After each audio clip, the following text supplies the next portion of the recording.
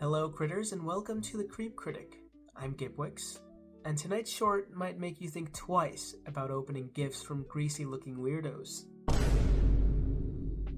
Other Side of the Box by Alter, directed by Caleb Phillips. This review will contain information from an interview done with Caleb on the channel Short of the Week, so please check them out in the description below.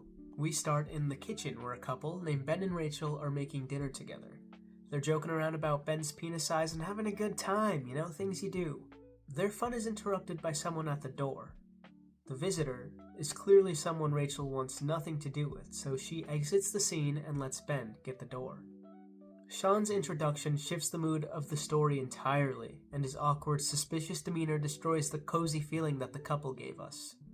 Their backstory is never spelled out, and I love that. There's no exposition, just tension and scattered clues. They trust us to connect the dots. After some awkward small talk, Sean asks whether or not Rachel is home. I feel like he should have been able to see her through the window, though. He doesn't. My theory is that Sean and Rachel were romantically involved. Things didn't go well, and this box, the box that he presents to Ben right now, is a form of revenge, not against Rachel, against Ben. After Rachel re-enters, a bemused Ben starts investigating the box. He can't see the bottom with a flashlight, and the pencil he drops in falls as if the hole is deeper than it seems. The interview that I spoke of earlier reveals that they use minimal VFX for this entire film. The void inside the box was achieved with practical effects and some smart editing. According to the director, Caleb, what signals the presence of a whole nother world to the monsters inside the box is the moment that the pencil is dropped in there. Now this is where they go to the letter, trying to get answers, and they learn that there's something that they're supposed to stare at. But let me tell you, the moment that pale, moist head pops into frame, that scared the shit out of me.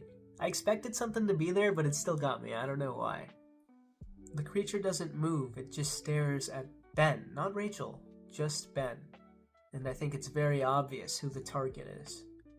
It starts to mimic their voices, saying things that they had already said, and that is genius because it then goes on to use Sean's voice to say something that never came out of his mouth. It uses Sean's voice to say that the creature wants Ben to stay in the house and they can't let him leave, which tricks him into leaving.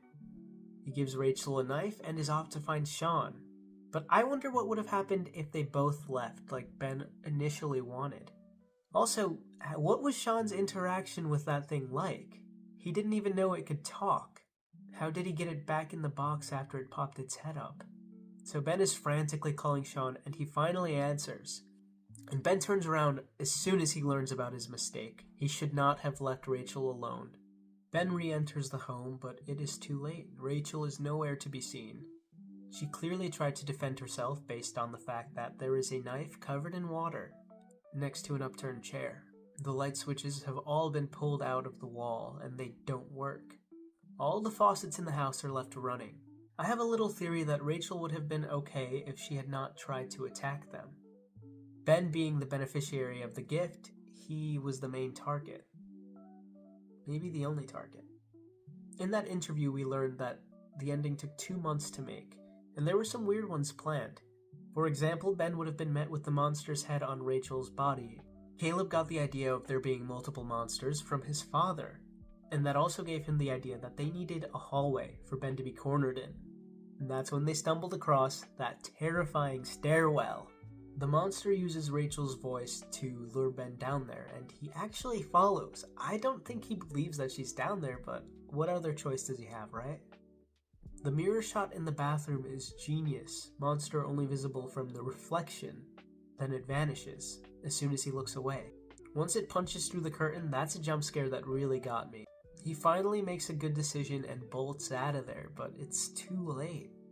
Going back to what I said earlier, this is where he's cornered.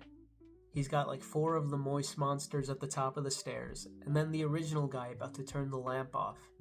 As soon as he does, Ben can't see any of them, and he's dead. And that is where it ends. Ben can't keep looking back and forth, his attention is drawn up the stairs, and then the lights shut off. Okay, he's clearly not in his right mind, he's panicked, he doesn't know what to do. Let me tell you how I would have brought myself a couple seconds. Maybe I would have been able to formulate a plan in that couple seconds, but here's what you should have done, Ben. So keep your attention on the guy about to turn the light off, right? Because after those are off, you're dead.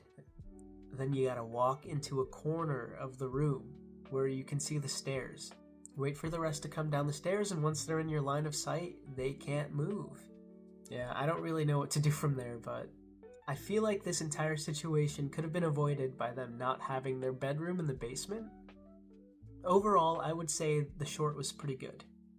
We'll give it a 4 out of 5 stars for a good concept, a great atmosphere, and believable characters. That's important. I also enjoyed the lack of jump scares because I think over-reliance on them is a cheap tactic that can really lessen the impact of something great. I find good jump scares to be in short supply, you know. The only one I can really think of is that shower one, and that was really effective.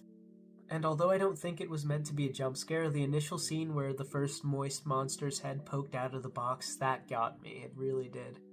Anyway, thank you for tuning in to Critic, and remember to keep your eyes on the box. I'll see you very soon.